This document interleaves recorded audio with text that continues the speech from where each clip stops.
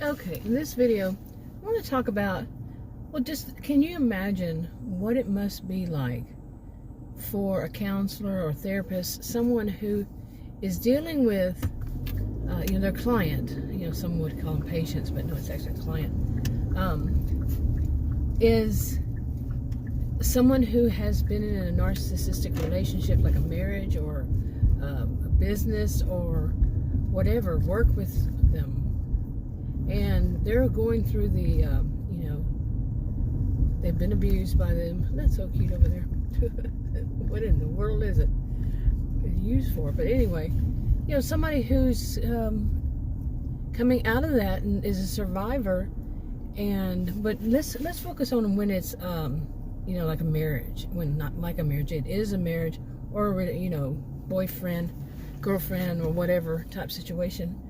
And one of the couple was a very narcissistic. That truck just went when it's red. Oh, wow. Okay, now I'm not trying to blame any victim. I don't blame victim. I think more and more people need to learn what it means, and how you can do it and not even realize it.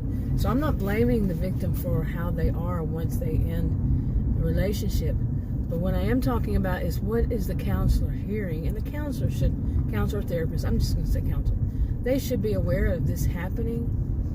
But I can still see myself how this would, it's lather, rinse, repeat. Because, you would see the same kind of thing, such as this. They have been trained. Some of them have been, some call it groomed, some call it whatever they call it. It was a very smooth purple car. Did you see it? But anyway, they will take up for for their abuser. They will take up for the narcissist. They'll try to deny what the narcissist has done to them. They'll try to say, well, they really weren't all that bad, but sometimes, but not all that bad. And imagine how it feels to be the counselor, hearing it over and over again, and knowing they're going to be in denial for a while, possibly. Okay, anyway, now a counselor is trained in that, and possibly had been one themselves and went through the stages. They're trained in this. They did their homework, literally. They did all that they needed to do to be this, to be what they are. And I know some people want to say, oh, well, I know better because they haven't been through it. Well, people go into fields. There's actually research that showed this, like in counseling, the different types of counseling, they go into them because either they have experienced it or a loved one, or both. Okay, so it's just finding the right one.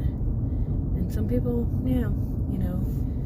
they'd rather go to someone who says, well, I've experienced it.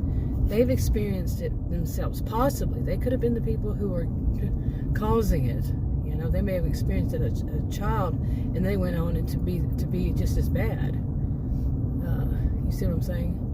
So, but a counselor, you can actually ask to see their degrees, their degrees, plural.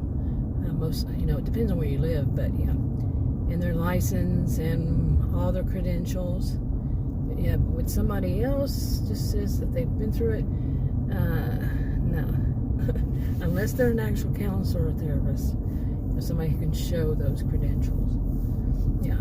Anyway, but just imagine what it is to be on that side, and then to have people, get online and you see people downing the counselors, like I'm just talking about, and see how some people will fall for it. They will, I'm not trying to blame the victim for falling for it, because these people are extremely manipulative. Some of them can be very manipulative, and they can tell you, just because I've experienced, I know better than a professional. See, a licensed professional counselor.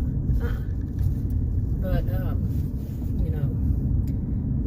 anyway, so they can twist and turn, and they can do it at anything. In relationships, you get in one. We used to say that it was called bulldozing. When I was younger, that they would bulldoze themselves into your life. They have a different term for it these days, but it's kind of brutal too. very the term. So I think bulldozing would fit. They want to rush and hurry, get in your life. They do all kinds of things, but bulldozing, they just rush and hurry. Okay, they just boom, they're in your life. And to me, that's a bit of histrionic behaviors too. They tend to think that their relationships, not all of them, none of this is all of them, but they can think that their relationship are closer than they are. Like they just met a person, they think they're the best buds, and it's not true. So, somebody in a romantic relationship might think that just because they went out with the person once, that therefore they're in a relationship, So, or they just spoke to them in a restaurant, sitting in tables next to one another. They will think, oh, well, now we have a relationship. It was like a date. See, some of them can be that bizarre. But anyway, the whole thing with the counselor is, like I said, the counselor and therapist. I think that one of the things, I'm not blaming the patient, the client for what they do, but I think more and more awareness needs to be put out there that these stages of these different things, stages or different things that people do, different things that people will say, so they can think about it more. Put out there by, someone who has the credentials to do so, like a licensed professional counselor or on up, who has it to say, okay, maybe, like a person sees a counselor, the first book they hand them over, which some of them do, and they say, study this book before you come back, the next time, and then they have a clue.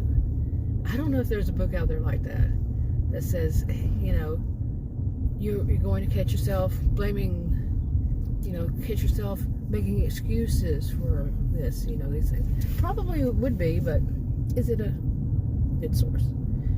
That's a whole different video. I'm going to wrap this one up, though. I'll have more on this on another time. But this one is about a counselor named Charlene. I'll add to another video. Talk to you on another